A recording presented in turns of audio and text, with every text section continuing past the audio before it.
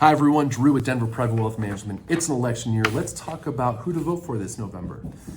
Just kidding, let's talk about the stock market in election years. A lot of our clients get a little bit worried about some of the uncertainty that comes with elections, and rightfully so. But let's take a look at some of the numbers, some of the trends throughout history when it comes to those election years. If we're looking at the graph up here, we can see that over time, regardless of president, be it Republican or Democrat, the stock market does keep going up.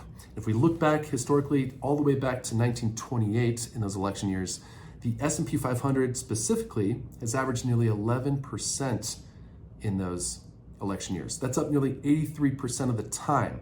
The only down years are 4 years, 1932, 1940, 2000, and 2008, which happens to be the worst election year. So what does this tell us? It tells us that the market really doesn't have a political leaning or affiliation. Outside of major events like wars and the tech bubble and the financial crisis, the stock market actually tends to take off after election years. And if there's one thing we know about the markets like status quo and predictability, which is why markets love political gridlock. So one thing to keep an eye on this November is the makeup of Congress and the executive office. If we've got a split there, that usually, historically speaking, the markets tend to like that scenario. Now, we get it. A lot of you out there say, well, this year's different.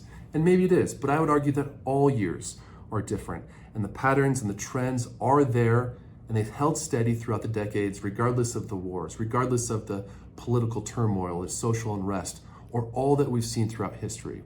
So if there's one recommendation, this election, if you're holding off on long-term goals, if you're holding off on the sidelines, I'd say history is on your side. The stock market does keep going up. As always, happy to be a resource if there's any questions or requests that come about. Hope you're all having a wonderful day, and we'll catch up soon. Take care.